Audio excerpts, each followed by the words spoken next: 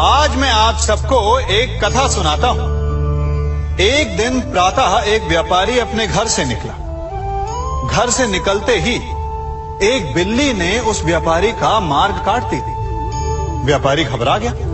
वो फिर से घर लौट गया और शुभ घड़ी की प्रतीक्षा करने लगा।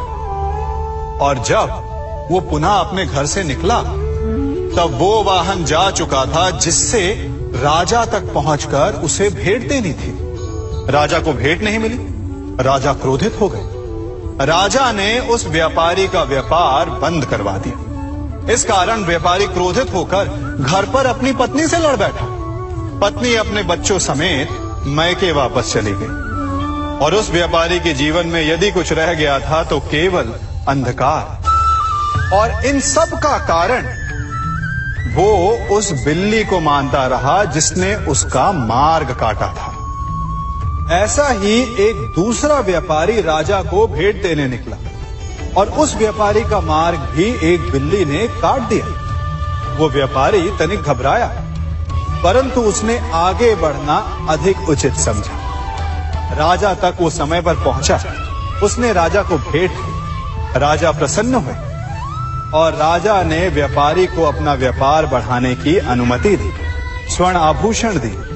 जब व्यापारी घर पर पहुंचा तो पत्नी को आभूषण और अपने बच्चों को देने के लिए वस्त्र थे उसके पास। हर ओर प्रसन्नता थी। समझ रहे हैं ना?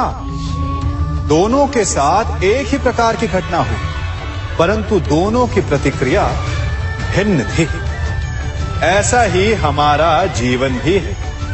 हमारे जीवन में प्रारब्ध का अपना स्थान है, परंतु उससे कई अधिक महत्वपूर्ण हमारी प्रतिक्रिया, हमारे सोच का प्रभाव है। क्योंकि यही हमारे जीवन को आकार देते हैं। इसलिए अपनी सोच को सकारात्मक रखिए।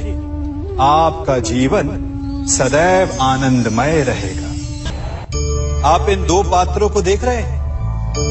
मेरे इस पात्र में जल है और ये पात्र मिष्ठान से भरा हुआ है। दोनों ही पात्र भरे हैं, परंतु देखिए,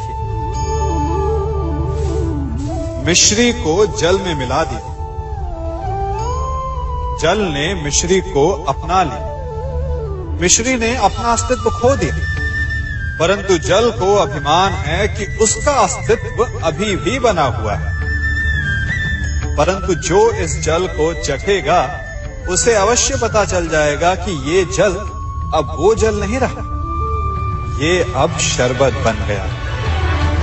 हमारा त्याग, हमारे बलिदान भी ऐसे ही होते हैं। जो इस बात को अनुभव करते हैं वो समझ सकते हैं कि कैसे हमने समय की धारा को बदल दिया। जो बलिदान देते हैं उनका अस्तित्व कभी नष्ट नहीं होता, अपितु उनका बलिदान संसार में कुछ ना कुछ परिवर्तन अवश्य लाता है।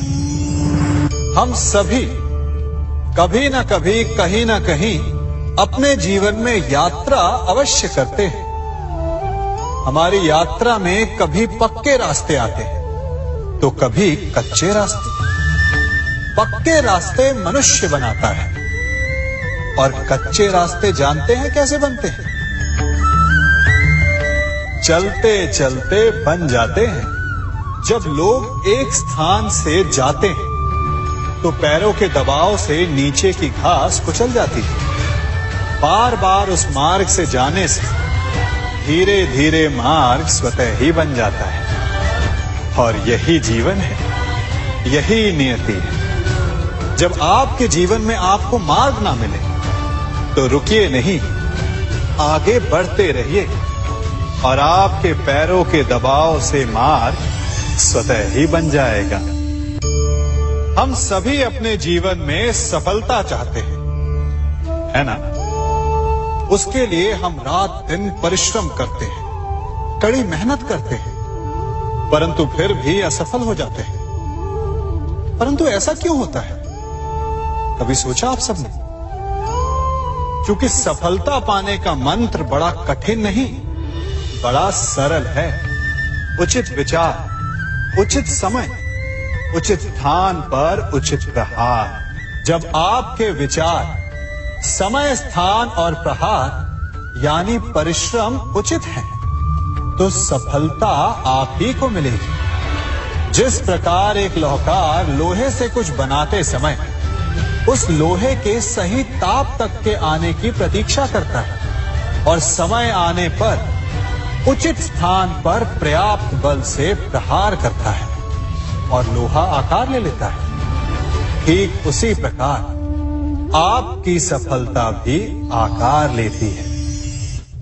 हम सभी को अपने जीवन में कभी ना कभी निराशा मिलती है, असफलता मिलती है और अधिकतर लोग इसके पश्चात भाग्य का रोना लेकर बैठ जाते हैं। कुछ कहते हैं कि जिस स्थान पर मैं हूं उससे कई ऊंचे स्थान पर होने के योग्य था, परंतु नहीं जा पाया। किसी को पीड़ा है कि उसे जो मिलना चाहिए था वो उसे नहीं मिला, भाग्य ही बुरा था। भाग्य क्या होता है? भाग्य वन में खिला पुष्प देवताओं को चढ़ाया जाएगा, या किसी सुंदरी की वेणी में वो सजेगा, या फिर उसे कुचलकर उत्पाद बना दिया जाएगा। ये सब एक पुष्प के नियंत्रण में नहीं होता, परंतु जब तक उस पुष्प का अस्तित्व है, सुगंध बिखेरना उसके वश में अवश्य है। परंतु भाग्य हमारे वश में नहीं, और जो हमारे वश में नहीं उसके लिए दुखी होने से क्या होगा? कर्म पर वश है, वो कीजिए और धीरे धीरे भाग्य आपके वश में आ जाएगा, क्योंकि कर्म ही प्रधान है। सम्मान। मनुष्य के जीवन में सम्मान का बहुत अधिक महत्व है। वो उसे अपने हृदय, अपने मन से जोड़कर रखता है। कदाचित इसीलिए हम शत्रु के सम्मान पर चोट पहुंचाते हैं ताकि उसे पीड़ा पहुंचाई जा सके, परंतु ऐसा करने से सावधान रहे मित्रों। शरीर पर लगी चोट मनुष्य भुला सकता है, परंतु उसके सम्मान को लगी चोट उसे जीवन भर पीड़ा देती है। और स्त्री के मान सम्मान पर लगी चोट उसे उस सीमा तक ले जाती है जहां उसे केवल प्रतिशोध दिखाई देता है। यदि अपने शत्रुओं को जीतना है तो प्रेम से जीतिए, अपने कर्मों से जीतिए। उन्हें अनुभव करवाइए कि उनसे भूल हुई है। किसी के सम्मान को ऐसी चोट ना पहुंचाइए कि वो आपका नाश करने पर उतर आए। स्मरण रखें, किसी का अपमान करके आपके हृदय को कदाचित थोड़ा संतोष आ जाए, परंतु उस अपमान से आप कई हृदयों को आघात पहुंचाते हैं और अपने लिए एक शत्रु और बढ़ा लेते हैं।